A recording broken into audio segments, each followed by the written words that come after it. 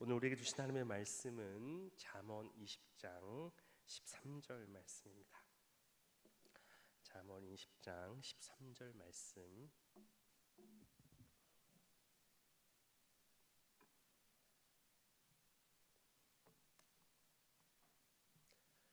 다 찾으셨으면 함께 읽도록 하겠습니다. 너는 잠자기를 좋아하지 말라. 내가 빈궁하게 될까 두려우니라. 내 눈을 뜨라. 그리하면 양식이 족하리라. 아멘. 우리가 보통 부지런함을 생각함에 있어서 개미라는 곤충을 많이 떠올립니다. 이렇게 밖에서 우리는 숨쉬기 더운 여름날에 또 땅을 보면 정말 개미들은 쉬지 않고 움직이는 것을 우리가 볼 수 있지요. 성경에서도 이 개미를 참 부지런하고 성실함의 본으로 표현하고 있는데요. 잠언 6장 6절부터 9절 말씀을 보면 게으른 자여 개미에게 가서 그가 하는 것을 보고 지혜를 얻으라. 개미는 두령도 없고 감독자도 없고 통치자도 없으되 먹을 것을 여름 동안 예비하며 추수 때에 양식을 모으느니라 라고 말하고 있습니다. 일하기 싫어하고 게으른 자들을 두고 스스로 부지런한 개미의 모습을 보고 지혜를 얻으라 라는 말씀인데요, 이 개미는 일하라고 시키고 감독하는 자가 없어도 자신의 미래를 위해 스스로 부지런히 일한다라는 것입니다. 성경이 아니더라도 이 개미의 부지런한 모습을 주제 삼아 또 우리에게 교훈을 주는 유명한 동화도 있지요. 개미와 배짱이라는 동화인데요, 여러분도 잘 아시다시피 이솝우화 중 하나인데, 더운 여름날 배짱이는 시원한 나무 그늘 아래서 노래를 부르고 있고, 개미는 더운 햇볕 밑에서 열심히 일을 하는 모습을 우리가 다 알고 있습니다. 당시엔 개미가 정말 힘든 삶을 살고 배짱이는 즐겁고 편안한 삶을 사는 것처럼 보였지만, 계절이 지나고 겨울이 찾아온 후에는 개미는 여름에 열심히 수고한 것을 가지고 그 음식을 먹으며 겨울을 잘 지낼 수 있었고, 여름 내내 놀기만 한 배짱이는 개미에게 먹을 것을 구걸해야만 하는 비참한 삶의 결과를 맞이하게 되지요. 겨울에 곡식이 없어 먹을 것을 얻으러 온 배짱이에게 개미가 이렇게 묻습니다. 너는 왜 여름에 식량을 모아두지 않았어?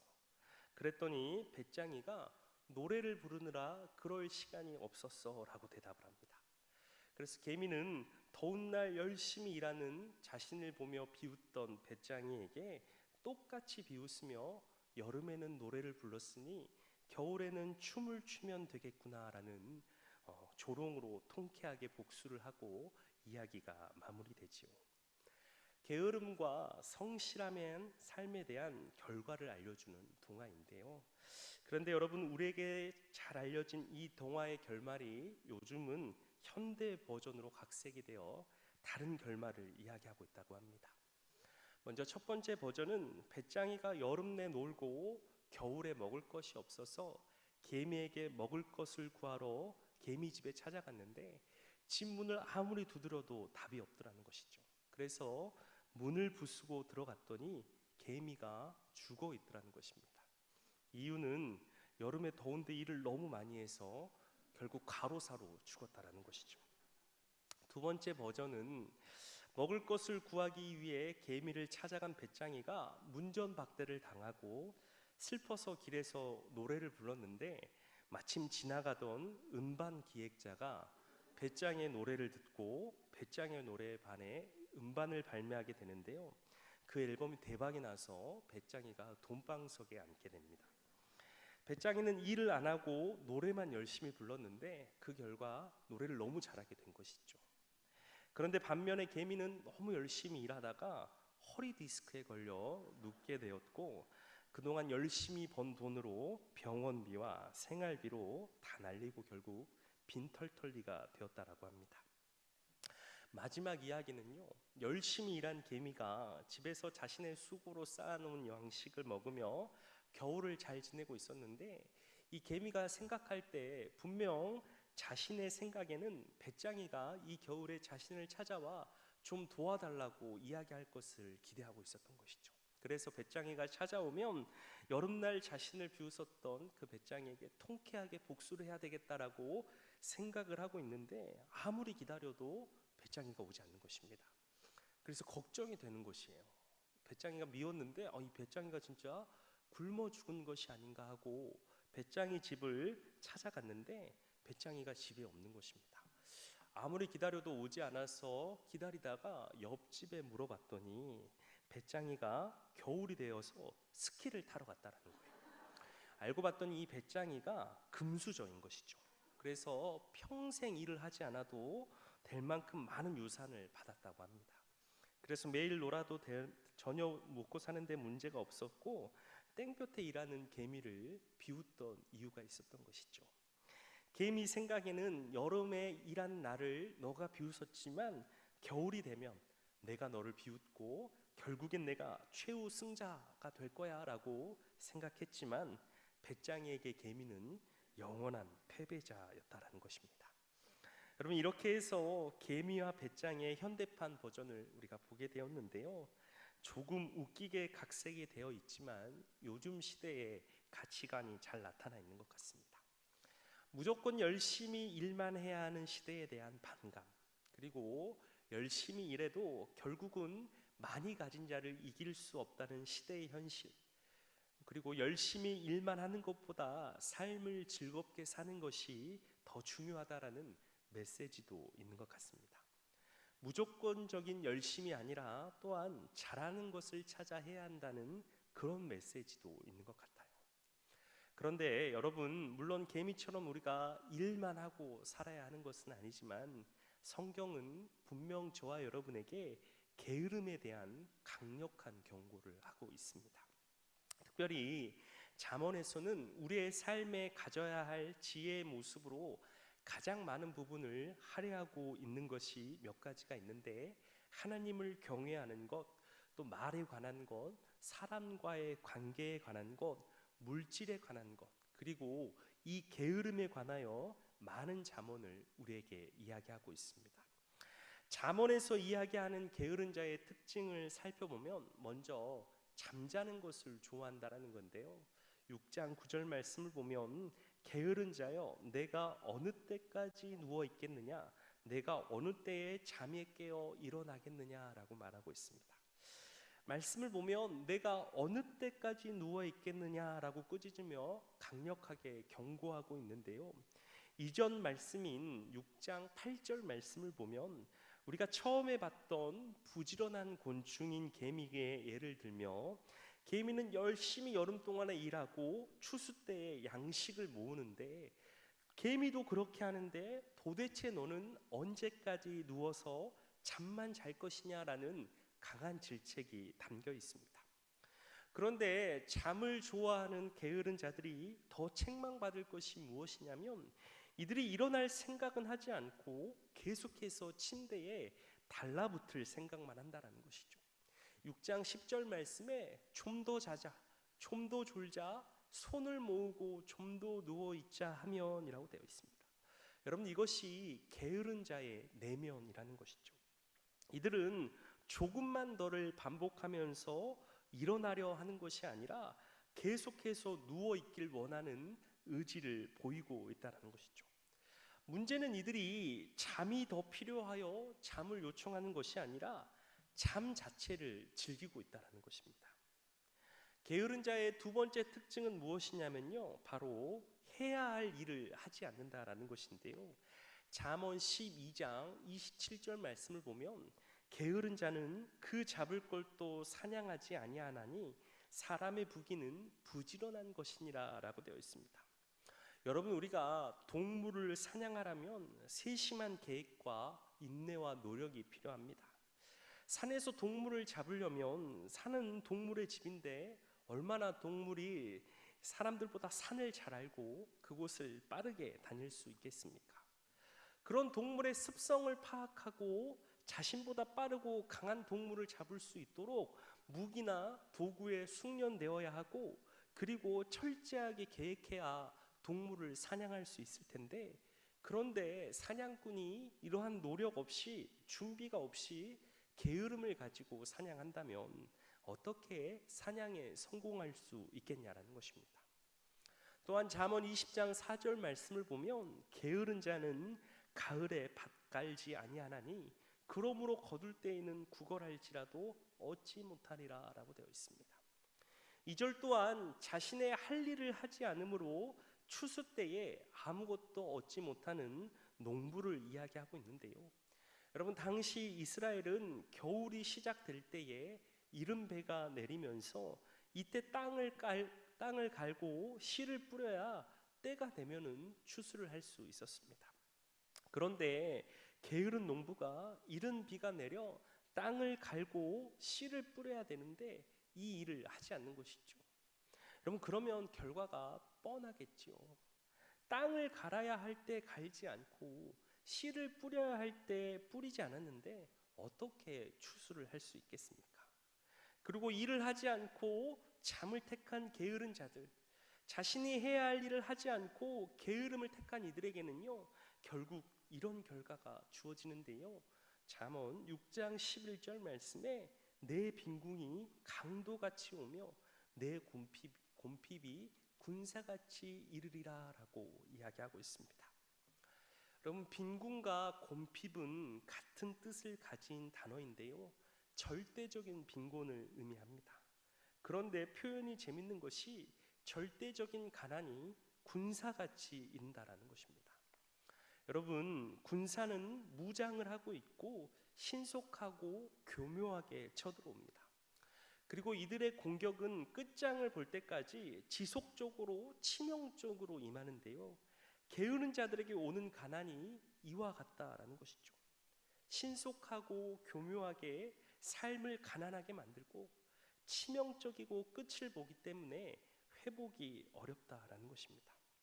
여러분, 잠언 말씀에 보면 하나님이 가난한 자들에 대한 책망을 하심을 보게 되는데요, 사실 하나님은 가난한 자들, 소외된 자들의 편이 되어 그들을 돌보시고 지키시지요. 그런데 하나님께서 가난하기 때문에 책망하는 사람들이 있습니다. 이들은 바로 자신의 게으름으로 인해 가난해진 자들이라는 것이죠. 여러분, 잘 알다시피 하나님께서 가나안 땅을 이스라엘에게 주셨을 때 모든 백성에게 땅을 분배해 주셨잖아요. 그래서 하나님이 주신 축복의 땅에서 사람이 성실하면 절대 가난해질 리가 없는 것이죠. 물론 사고나 천재지변 같은 일을 당하게도 하겠지만 그런 경우가 아니고서야 똑같은 땅을 갖고도 사람이 가난해지고 빚을 지고 또 그 땅을 팔아야 하는 상황을 갖게 되는 것은 바로 그 사람이 다른 사람에 비해 게을렀기 때문에 그가 가난해진 것이라는 것입니다. 그래서 하나님은 게으름으로 가난한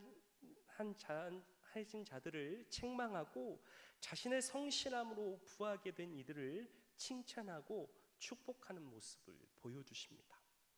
게으른 자들이 받게 되는 결과는 단지 가난한 뿐만 아니고요, 다른 사람의 미움을 받게 됩니다. 여러분이 주인인데 여러분의 종이 이렇게 게으른 자가 있다면 그가 어떻게 주인의 인정을 받겠습니까? 그가 받을 수 있는 건 주인의 벌과 미움밖에 없지요. 또한 게으른 자는 자신의 게으름으로 인해 자신의 마음이 원하는 것이 있어도 얻지 못하게 되고 삶의 역경을 당하게 되면 잠언은 우리에게 이야기하고 있습니다. 그런데 여러분, 게으름은 저와 여러분이 생각하는 것보다 실은 그 안에 더 많은 문제와 죄의 모습을 갖고 있다는 것이죠. 여러분, 우리가 보통 게으름이라고 생각하면 행동이 느리고 움직이거나 일하기를 싫어하는 태도나 버릇이 게으름이라고 생각하지만 실상은 이런 게으름 안에 담겨 있는 본질이 문제가 되는 것입니다.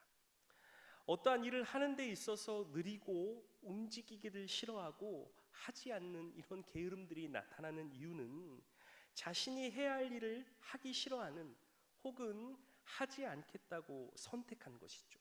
즉 이것은 자신의 의무를 저버리는 것을 뜻합니다. 결국 게으름은 못하는 것이 아니라 안 하는 것을 선택한 모습이라는 것이죠. 좀 더운 것 같은데 에어컨 좀 틀어주시고, 또 제 목소리가 하울링 좀 나는 것 같아요. 좀 조절해 주시기 바랍니다. 여러분, 어떠한 일을 하는 데 있어서 느리고 움직이기를 싫어하고 이런 게으름을 택한 것은요, 게으름은 못하는 것이 아니라 안 하는 것을 선택한 모습이라는 것인데요, 이런 선택을 하는 배경에는요 여러 가지의 이유가 있습니다. 바로 이들이 편안한 삶을 추구하고 즐거움과 쾌락을 쫓아가기 때문이죠. 이것은 바로 자신을 사랑하기 때문에 나타나는 결과인데요, 그리고 이 모습은 죄악된 인간의 본성에서 나오는 것이라는 것입니다. 게으름은 노동의 반대이기 전에 쉬운 것만 사랑하는 치명적인 우리의 육신의 욕망이다라는 것이죠. 여러분, 총신대학교 교수였고 열린교회 담임 목사님이신 김남준 목사님은 자신의 책 게으름에서 게으름을 이렇게 정의했습니다. 게으름은 단순한 인간 성향의 문제가 아니라 마음의 뿌리를 내린 그릇된 자기 사랑이라는 것입니다. 문제는 이러한 모습들이 우리의 육체적 게으름뿐만 아니라 우리의 삶의 영적 게으름으로도 나타난다는 것이죠. 여러분, 영적 게으름이 나타나는 이유도 육체적 게으름과 똑같습니다. 우리가 하나님의 사람으로서 해야 할 일이 있지만 그 일을 택하지 않고 영적인 잠을 택하는 것이죠. 오늘 말씀 20장 13절 말씀을 보면요, 너는 잠자기를 좋아하지 말라. 내가 빈궁하게 될까 두려우니라. 내 눈을 뜨라. 그리하면 양식이 족하리라 라고 말씀하고 있습니다. 여러분, 우리가 하나님의 사람들로서 우리에게 주어진 사명이 있지 않습니까? 그런데 그 사명을 우리가 감당하지 않고 육체적으로 잠을 택하듯이 우리가 원하는 우리의 삶, 우리의 즐거움, 우리의 욕망을 택하는 일을 행하게 되면 우리에게 영적 게으름이 나타나게 되고 우리가 영적으로 가난한 사람들이 되게 된다는 것입니다. 그런데 여러분, 문제는요, 영적 게으름은요 육적 게으름과 달리 티가 많이 나지 않는다는 것이에요. 여러분, 육적으로 게을러서 씨를 뿌려야 할 때 씨를 뿌리지 않으면 추수할 때 아무것도 하지 못하고 손만 빨고 있어야 되잖아요. 그래서 자신의 곳간에 아무것도 채울 수 없음을 금방 알 수 있습니다. 또한 자신뿐만 아니라 자신의 가족들도 이 게으름으로 인하여 굶어야 되니까 육적 게으름의 결과는요, 모를래야 모를 수 없습니다. 자신의 일을 하지 않고 잠을 택했고, 일을 하지 않고 노는 것을 택했고, 해야 할 일을 뒤로 하고 자신의 욕망에 따라 행했을 때 육적인 게으름의 결과는요, 금방 알 수 있다는 것이죠. 그러나 영적인 게으름은 여러분 그렇지 않다는 것입니다. 여러분, 영적으로 게으른 것은요, 내가 예배에 안 나오고 말씀을 읽지 않고 기도도 하지 않고 복음도 전하지 않는 삶이 아닙니다. 여러분, 이것은 영적 게으름이 아니라 영적으로 아예 하나님을 떠난 삶이지요. 여러분, 영적 게으름은요, 내 삶 속에 하나님의 뜻에 전혀 관심이 없고 나의 사명에 대해 무관심하고 하나님과 온전한 교제가 없는 마음의 단절이 바로 영적 게으름이라는 것이죠. 이것이 영적 게으름인데 나는 주일 예배도 나오고 수요 예배도 나오고 새벽 기도도 잘 드리고 교회 행사와 섬김에 적극적으로 헌신하고 헌금 생활도 잘하면 사람들은요, 자신들이 영적으로 게으르지 않다라고 생각하는 것이죠. 실상은 하나님의 뜻을 구하지 않는 삶을 살고 하나님이 오늘 내게 주신 사명을 온전히 감당하지 못하고 있는데, 하나님이 내게 원하시는 삶에서 완전히 벗어나 살고 있지만 내가 예배에 나오니까, 기도의 자리에 있으니까, 교회 봉사도 헌신도 하니까 자신이 영적 게으름을 깨닫지 못하고 계속해서 영적 가난함의 길을 가게 되는 것입니다. 여러분, 우리의 삶은요, 우리의 주인의 뜻에 맞게 살아가는 것이 바로 우리의 성실함입니다. 저와 여러분은 마태복음의 달란트의 비유를 잘 알고 있습니다. 마태복음 25장 24절 말씀부터 27절 말씀을 보면요, 한 달란트 받았던 자는 와서 이르되 주인이여, 당신은 굳은 사람이라 심지 않은 데서 거두고 해치지 않은 데서 모으는 줄을 내가 알았으므로 두려워하여 나가서 당신의 달란트를 땅에 감추어 두었었나이다. 보소서, 당신의 것을 가지셨나이다. 그 주인이 대답하여 이르되, 악하고 게으른 종아, 나는 심지 않은 데서 거두고 해치지 않는 데서 모으는 줄로 내가 알았느냐. 그러면 내가 마땅히 내 돈을 취리하는 자들에게 맡겼다가 내가 돌아와서 내 원금과 이자를 받게 하였을 것이니라 하고라고 기록되어 있습니다. 여러분, 한 달란트를 받은 종이 아무것도 하지 않고 땅에 묻어두었다고 주인이 왔을 때 그것을 내놓았습니다. 그러면서 주인에게 이렇게 말합니다. 주인이여, 나는 주인이 굳은 분이시라 심지 않은 데서 거두시고 뿌리지 않는 데서 모으시는 줄로 알고 무서워서 땅에 달란트를 숨겼다라고 이야기하는 것이죠. 그랬더니 주인이 이렇게 이야기하는 것이죠.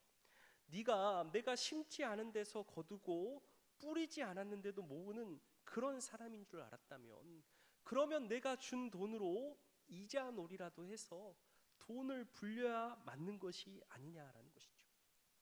이렇게 대답하며 그 종에 대해 이렇게 이야기합니다. 이 악하고 게으른 종아, 이 무익한 종을 바깥 어두운 데 내쫓으라.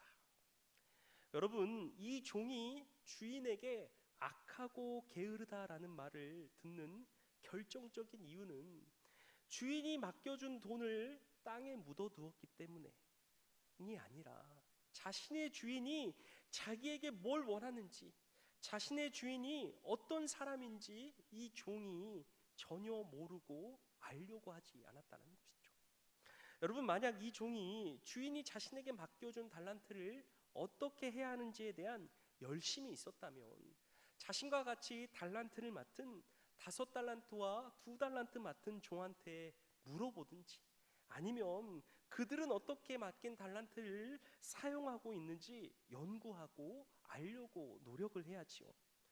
주인의 뜻을 알기 위해 한 달란트를 받은 종은 아무것도 하지 않고 자신의 판단과 기준으로 주인을 정의하고 그 결과 달란트를 땅에 묻었다라는 것입니다.